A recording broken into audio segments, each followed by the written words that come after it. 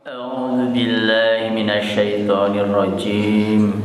Bismillahirrahmanirrahim. Allahumma ihdinas siratal mustaqim. Allahumma faqihna fiddin.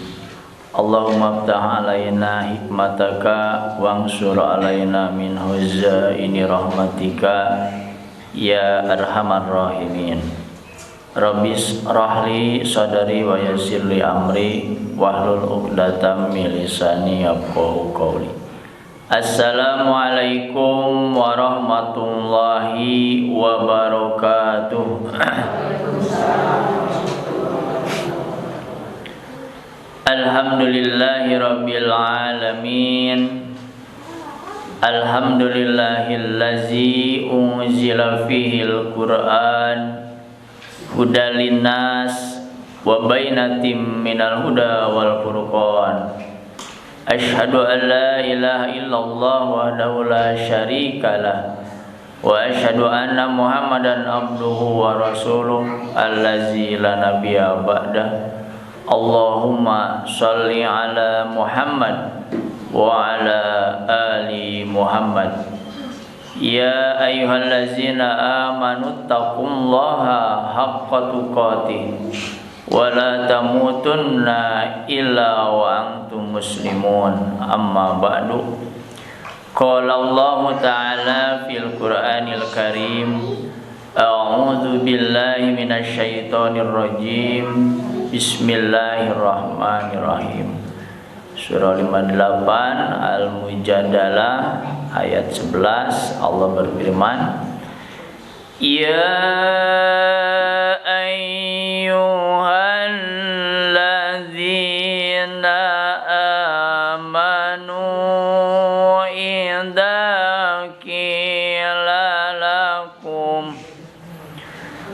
idza qila lakum tafassahu fil majalisi fafsahu yafsahillahu lakum wa idza qila shuzu fashuzu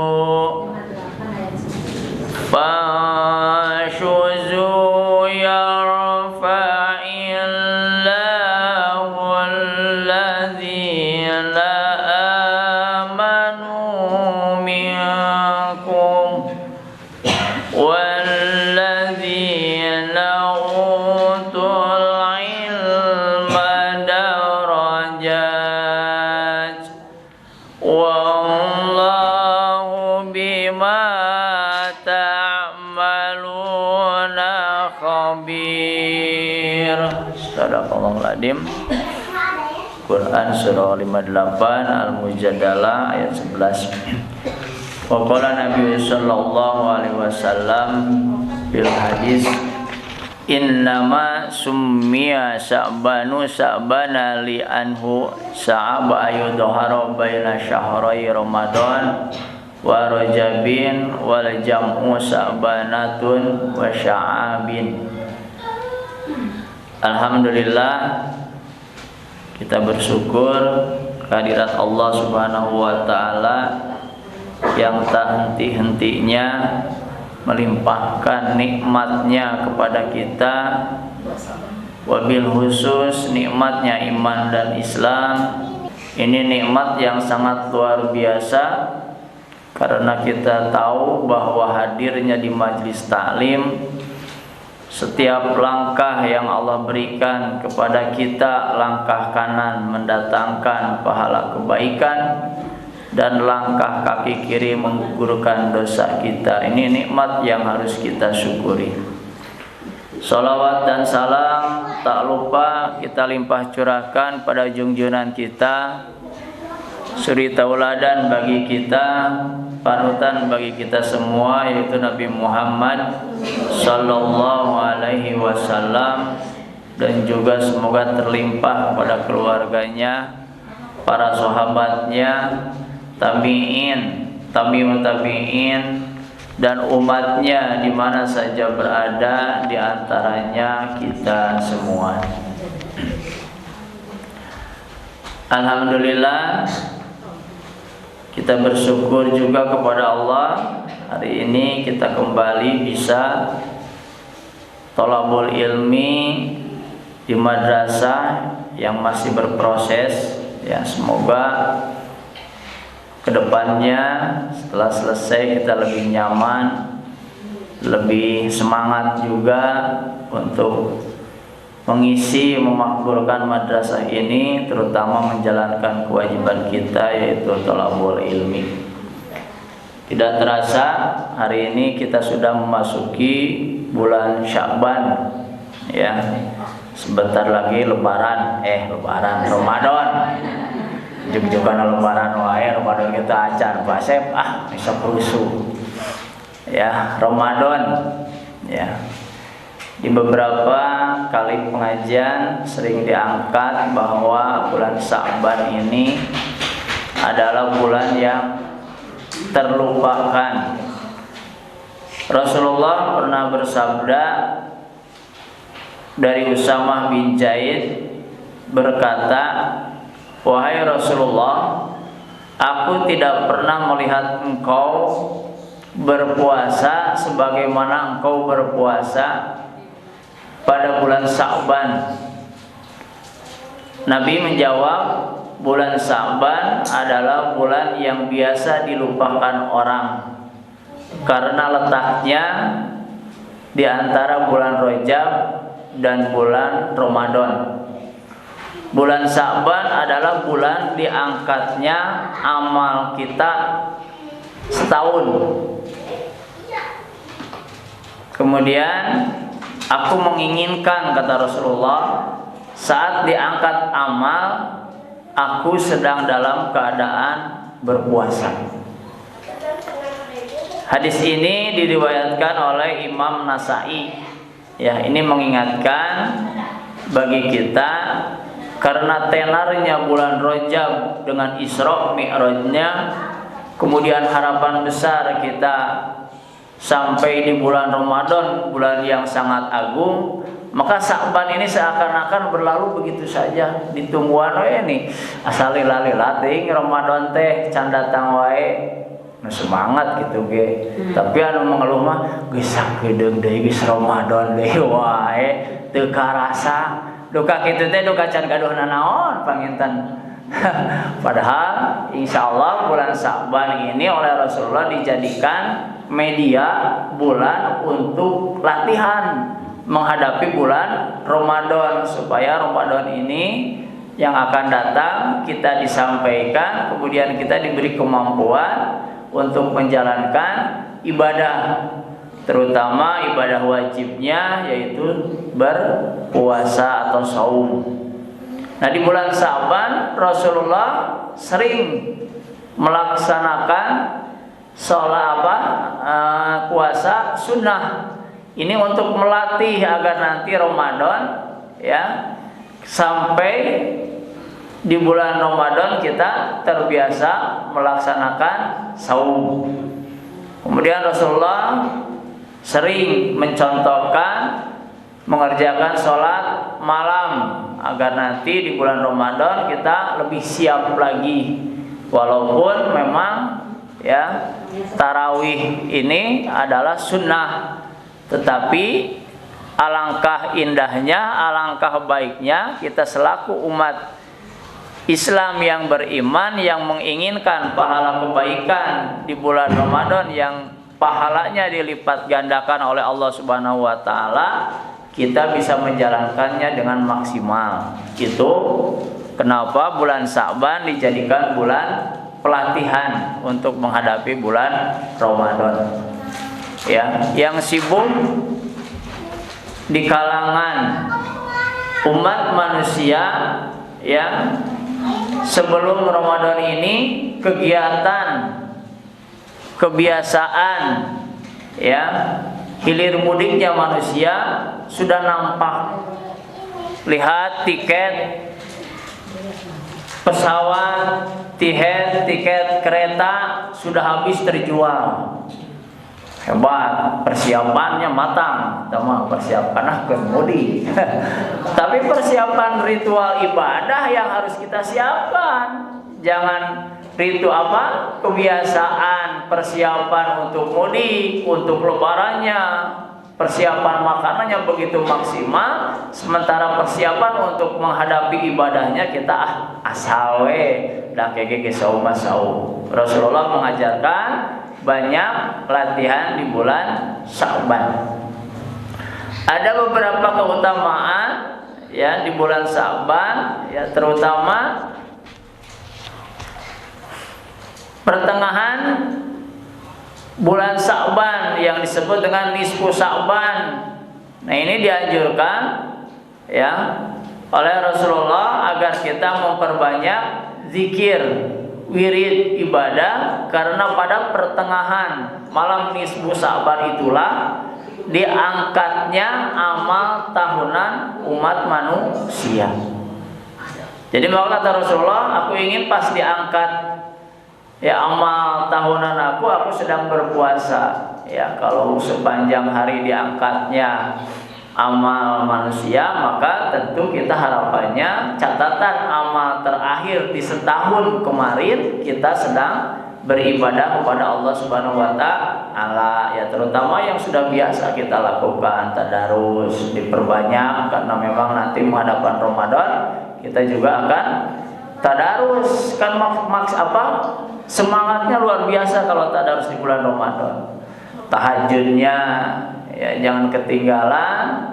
Di satu sisi kita mengharapkan nanti diangkat amal kita tahunannya sedang melaksanakan sholat tahajud, kemudian persiapan buat Ramadannya kita sudah terbiasa melaksanakan sholat tarawih.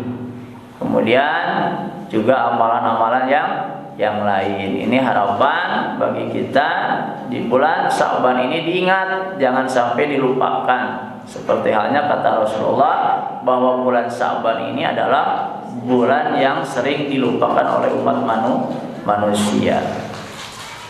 Menurut Imam Al-Ghazali, ini bukan menurut Rasulullah, menurut Imam Al-Ghazali, seorang ahli fikih, bahwa malam ke-13 bulan Sya'ban Allah menganugerahkan syafaatnya.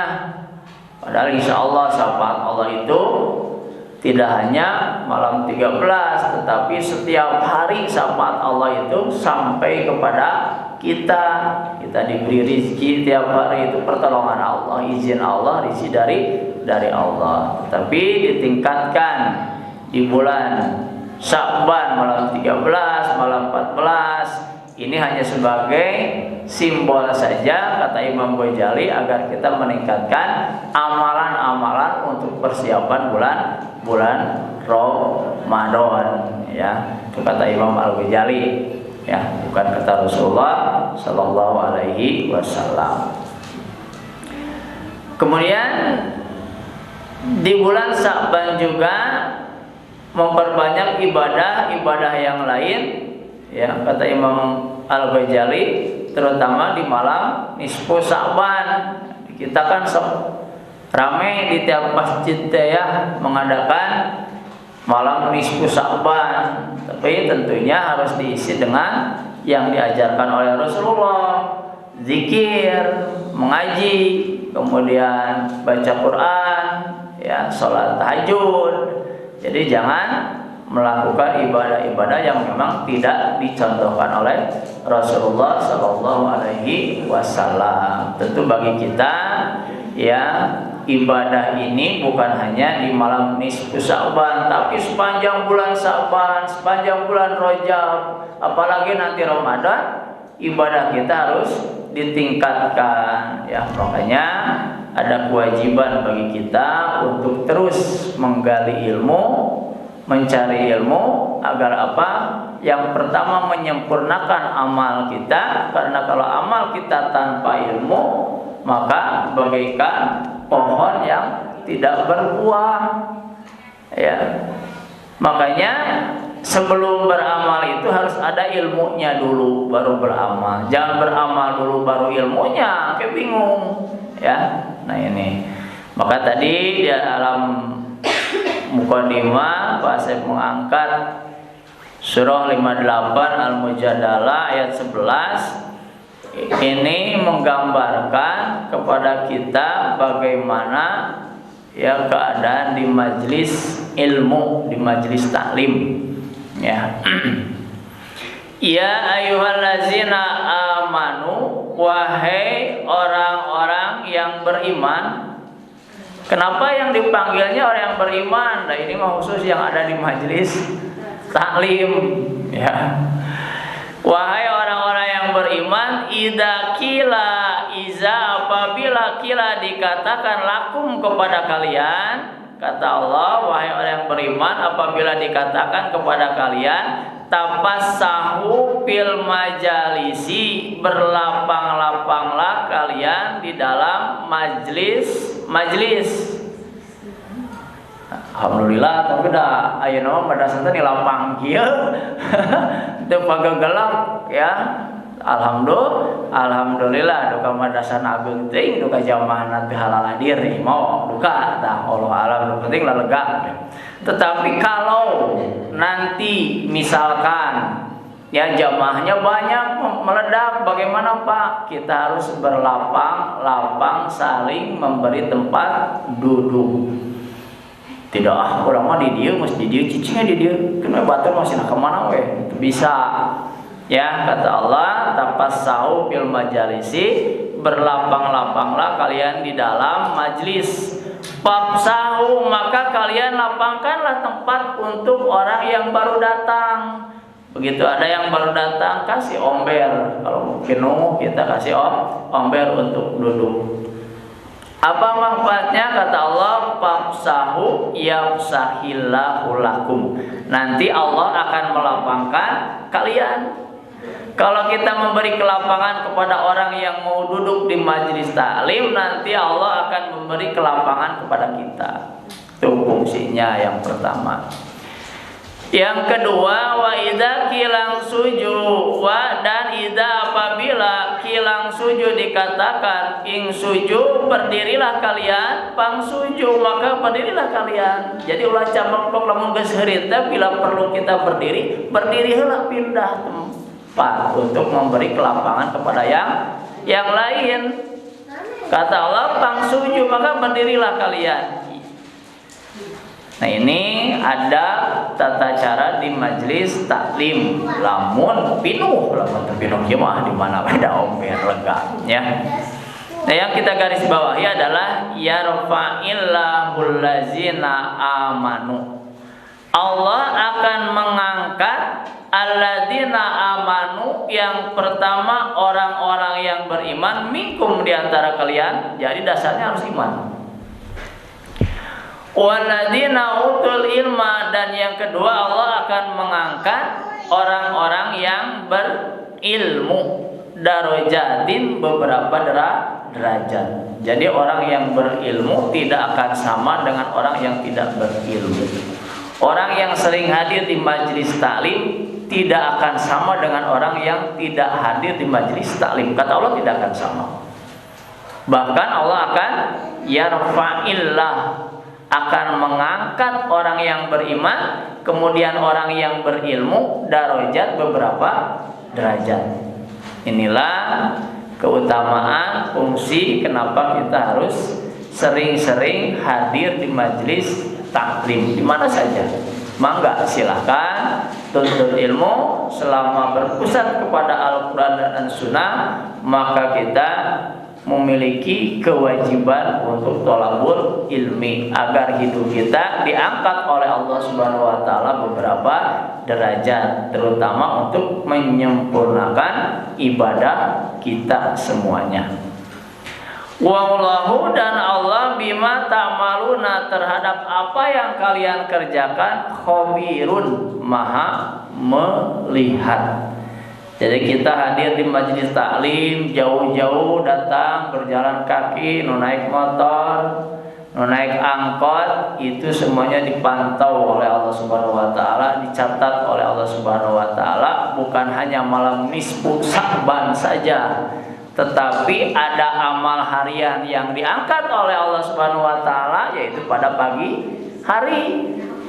Ada yang diangkat mingguan setiap hari Jumat, ada yang diangkat bulanan, ada yang diangkat tahunan pada bulan Sa'ban. Jadi jangan khawatir ya, setiap hari pun Allah tidak pernah luput untuk mencatat semua amal kegiatan kita semua. Maka ini menjadi perisai, menjadi benteng bagi kita agar kita tetap istiqomah ibadah kepada Allah Subhanahu wa taala.